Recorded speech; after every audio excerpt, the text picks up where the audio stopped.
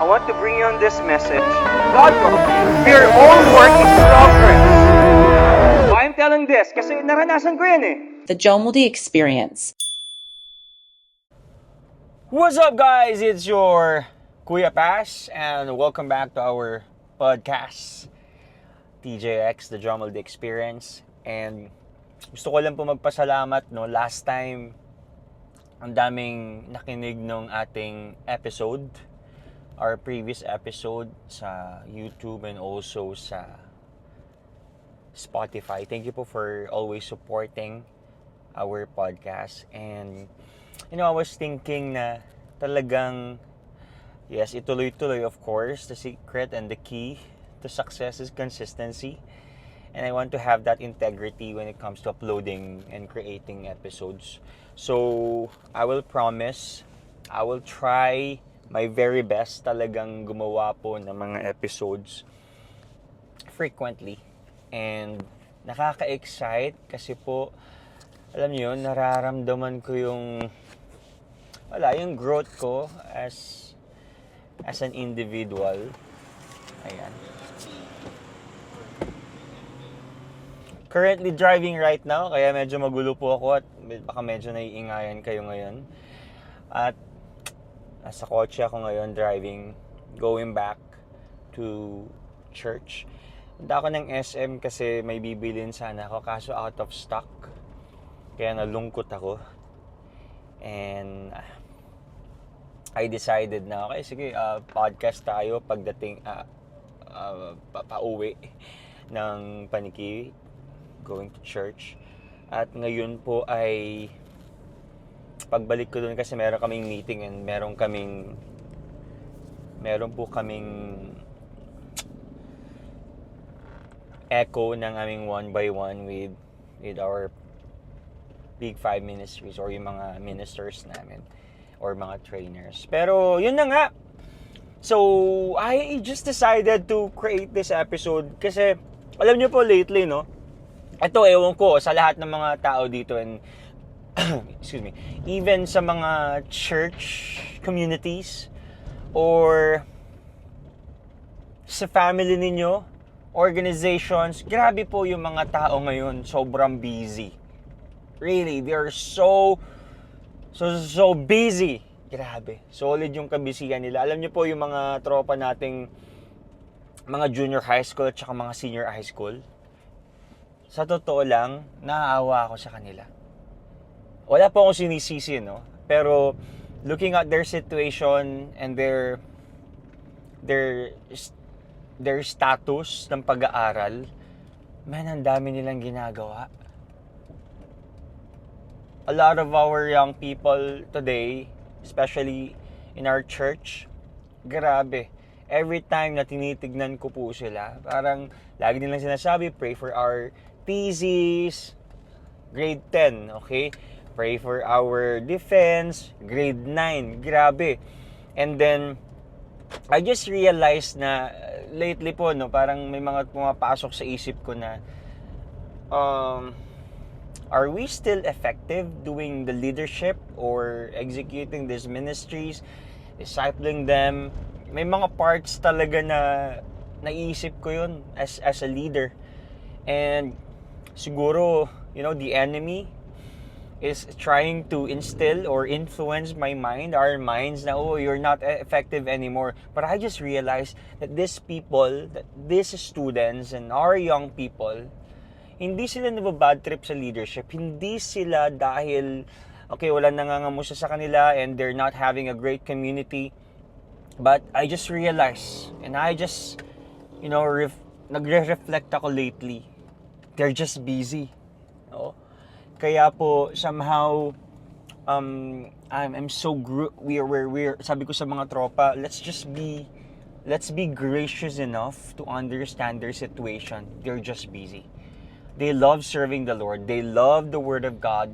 They love to be in the church community. They love discipleship. It just so happened sometimes their bodies, alam niyo po, bumibigay na. The spirit is willing, but the flesh is weak Kaya po ako saludo ako sa mga tropa natin na mga grade 10, 11, and 12 and even sa mga junior high school. Solid kayo. And I really appreciate our community for being consistent and having this integrity of, guys, let's reach the community, let's reach the campus, let's raise leaders, let's train these people. And yeah, shout out ko yung mga tropa natin, sila Kuya Gerald, my wife, Kina, si Ate Carla, Ate Christine, Ma'am Shella, and even si Angie, and the rest of the pastoral team. I really appreciate this tropa. And sometimes it takes maturity. Yeah.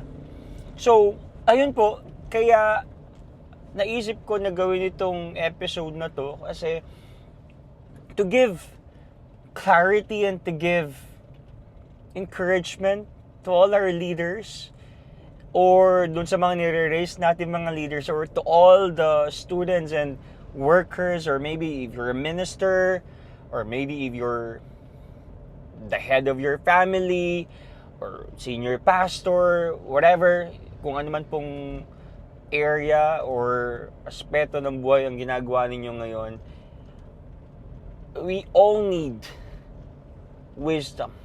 We all need wisdom. Ako po personally, as a leader, as a counselor, as a learner, as a father, as a child, as a husband, as a preacher, as a discipler, man, binibilang ko yung roles ko eh. Ang dami kong role sa buhay. Sa totoo lang, sa counseling po, roles are very important kasi sometimes these roles affect your decision in life. So you have to count those roles. Ako, I have at least 8 roles in life. Ang dami, no? So, I'm desperate. I desperately need wisdom. If you have these kinds of roles in life, man, I tell you, kailangan nyo po ng wisdom. For example, ako, I have 8 roles. Actually, hindi ko pa na-update yun kasi nagsusupervisor na ako ng process namin ngayon. I'm an executive pastor ng church natin ngayon, at ang dami kong ginagawa. Kaya minsan, Lord, anong uunahin ko dito? Minsan, I'm sharing this to our pastoral team, guys. You know what?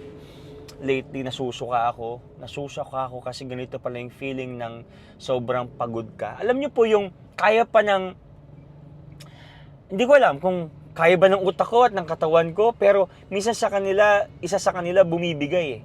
Kaya ng utak ko, kaya kong gawin ito, sige, kaya ko yan. But sometimes my body is giving up, or sometimes kaya pa ng katawan ko pero hindi na kaya ng utak ko kasi ang daming ginagawa. Solid talaga lately. Of course, as a pastor, ang hirap po, no? You're fixing programs, process, the people you have to deal with, also the problems, the programs. Oh my God, Lord, I really need your strength. I really need your joy. Merong joy eh. Ginagawa ko to, but sometimes, hindi sapat yung joy. Kailangan mo talaga ng strength. And also, wisdom. So, I'm telling you this. Yeah, sabi ko nga, nasusuka ako sa sobrang pagod, daming ginagawa. But, really, I need wisdom. I need wisdom. Ang dami kong inaayos lately. Ang dami kong ini-encourage lately. Guys, ang dami kong gustong gawin lately. But Lord, I cannot do this alone. So please, give me the right application, or give me the right time. Give me the right people. Kasi ang tanong po dito, hindi lang yung kung alam mo yung isang bagay. Yes, somehow I know counseling, I know how to preach, I know how to disciple, I know how to deal with this kinds of problems. But sometimes it's is a matter of priorities eh. So you need wisdom. But first, let's define what wisdom is all about. Okay? Kasi, di ba, pag nagpe-pray tayo, ito yung madalas nating panalangin, Lord, give us knowledge and wisdom. Okay? Magkaiba po kasi yung knowledge at saka wisdom. Knowledge is something you know, but wisdom is applying what you know. Okay? But let me give you a clear definition of what wisdom is. Okay? Wisdom is the ability to recognize and choose ways to live that honor God, lift up Christ, reflect the gospel, and genuinely help others using what you know. Alright? I'll read that fast. Okay? Wisdom is the ability to recognize and choose ways to live that honor God, lift up Christ, reflect the gospel, and genuinely help others using what you know. So, basically, wisdom is applying what you know in the right time, in the right place, in the right way, with the right people. Parang ganito yan eh. Just because you know what love is, doesn't mean you know when to love and whom to love. I know the principles of loving. Love one another, forgive one another, submit to one another, steer to one another, encourage one another, confess to one another. These are the elements or under loving one another, loving your neighbors as ourselves. But sometimes you need wisdom. How can I apply love in the right place, in the right time, and with the right people? Are you getting it? So we need wisdom in every area of our lives. Kaya, ito talagang pinakamatinding panalangin ko po lately. Lord, yes, I know my identity. I know that I am called. I know my commitment. I have the joy of the Lord. But most of all, I need wisdom coming from you. Personally, how can I arrange my personal priorities? If you're going to read the Bible, there's no clear biblical order for how many minutes you should spend on various activities. Wala pong nakalagay sa Bible na, okay, of course, we have to seek God first every morning, every hour, every minute, every day, weekly, periodically, monthly, or yearly, I don't know. Unahin natin sa Lord. That's good. Pero walang nakalagay dito ilang minutes, ilang oras, okay? Or kung magmi-minister ka at magdi-disciple ka, ilang oras. Kung magwo-work ka, Lord, ilang oras.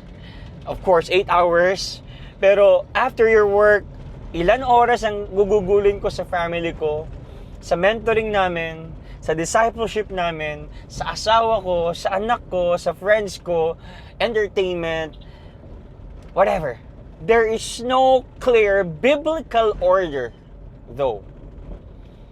There is no biblical order for how many minutes or hours or days should spend on various activities, so you need wisdom.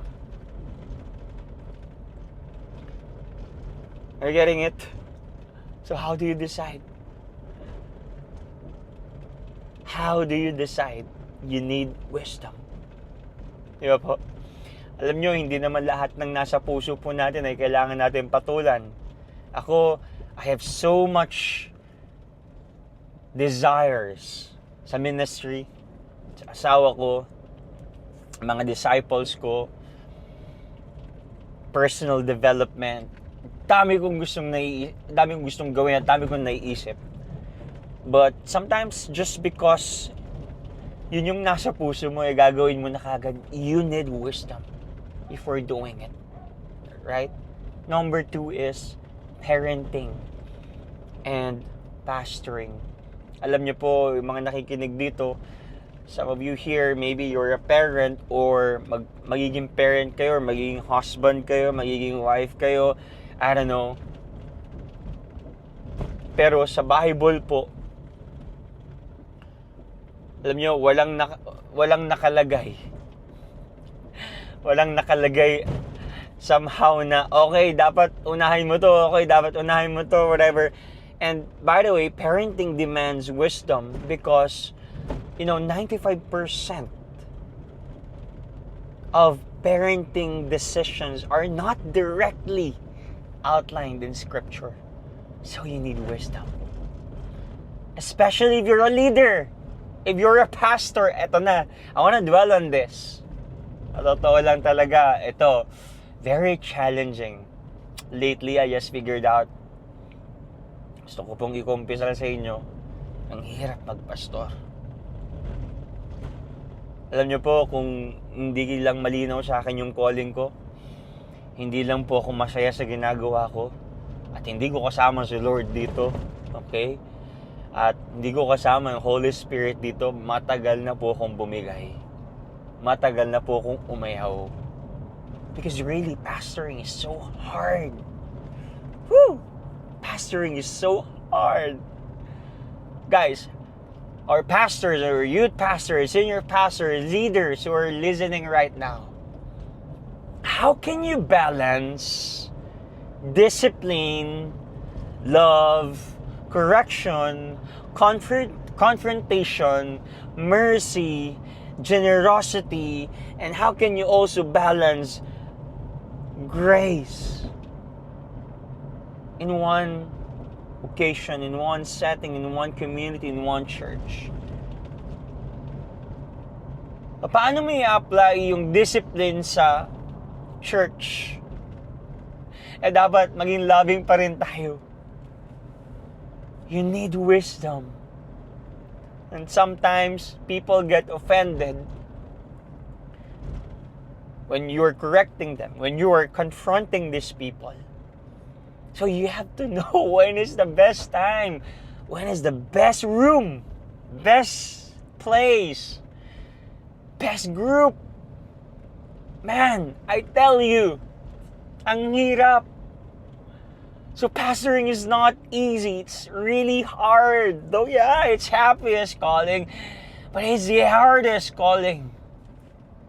Especially you're encouraging these people na hindi naman po sila bayad, hindi naman po sila full-time. You're just motivating them. And sometimes yung pagmo-motivate mo sa kanila ng 10 years, or 20 years, 30 years,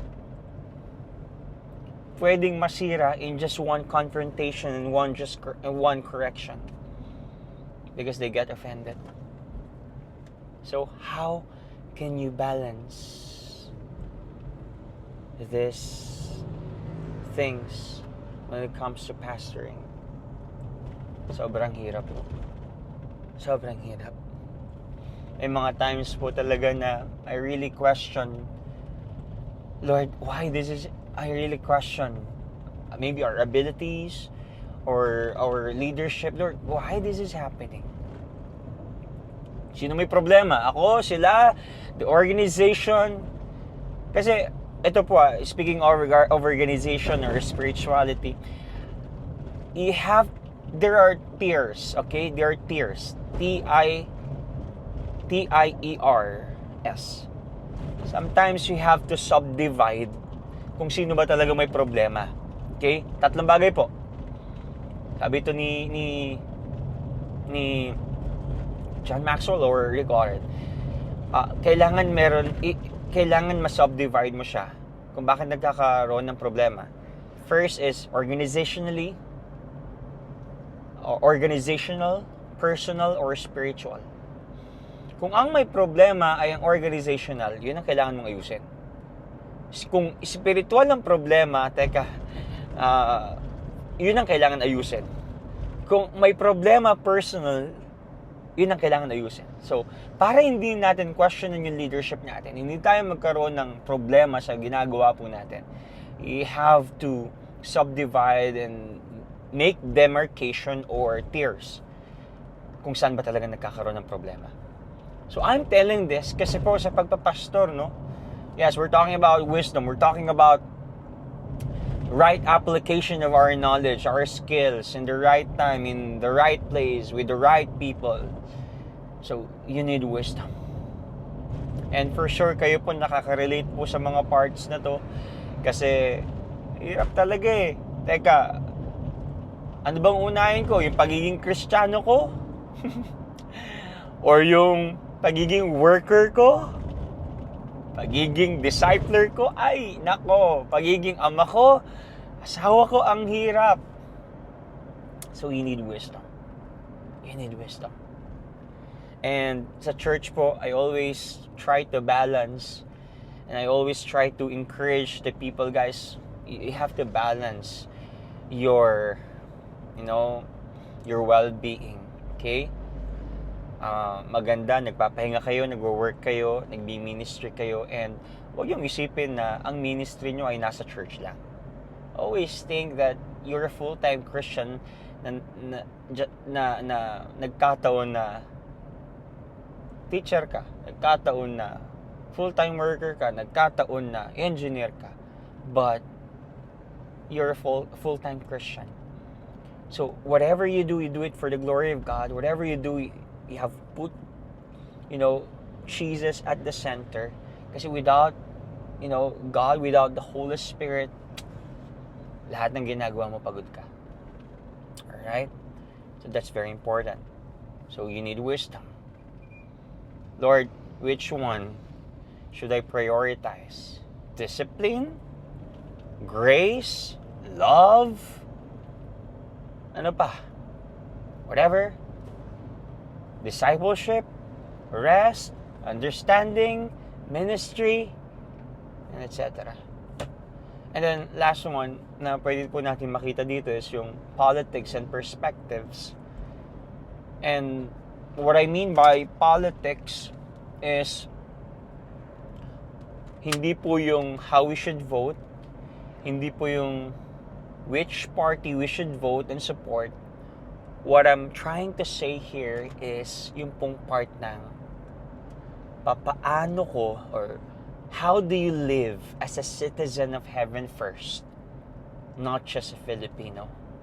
Kasi po, sabi po ni Paul reminds us in Philippians chapter 3 verse 20, sabi po niya doon, he reminds us that our primary identity is not as Filipinos or Americans or Chinese or any nationality.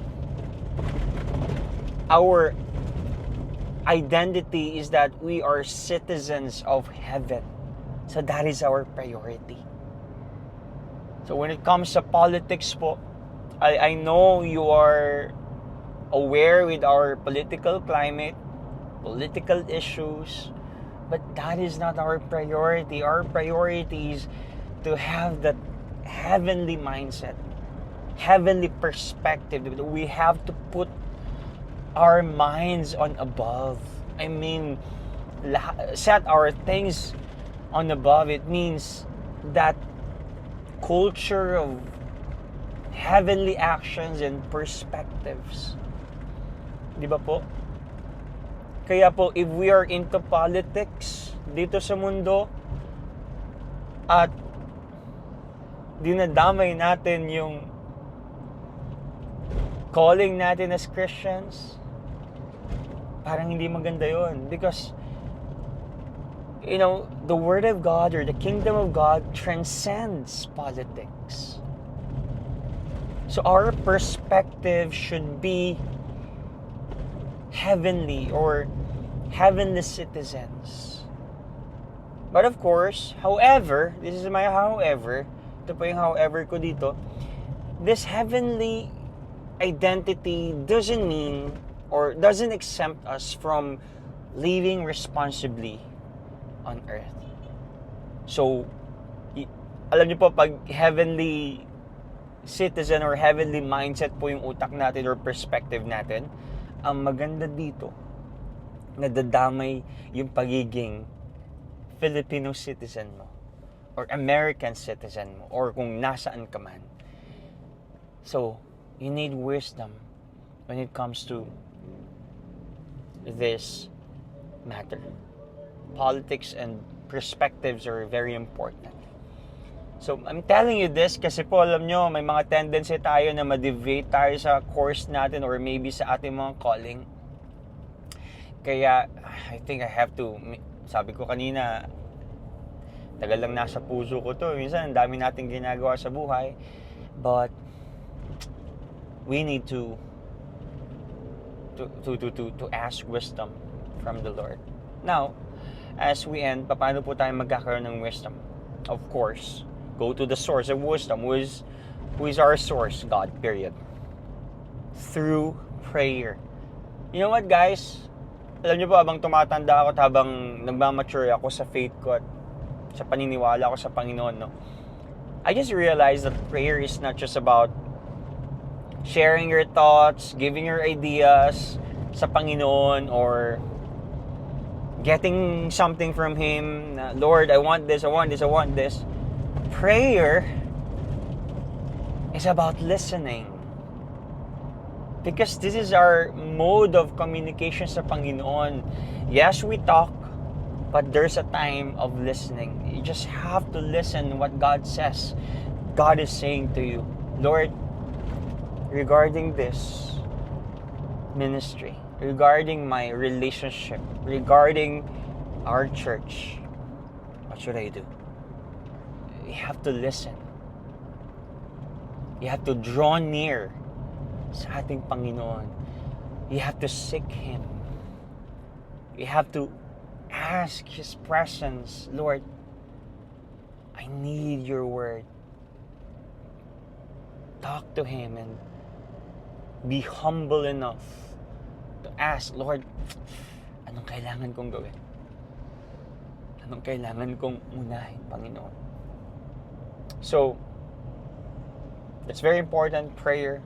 Second one is be immersed in His Word, with His Word. Because reading God's Word, may wisdom po dun eh.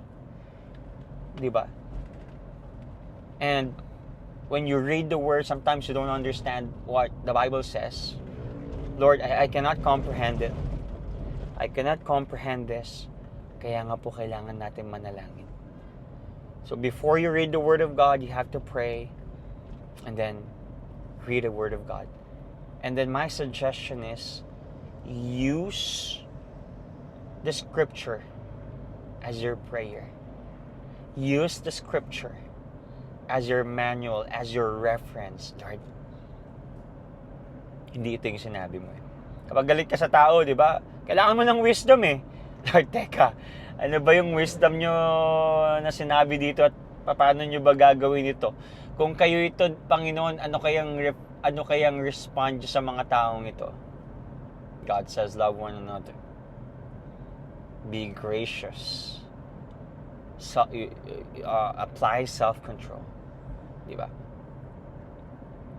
So, and of course, don't forget,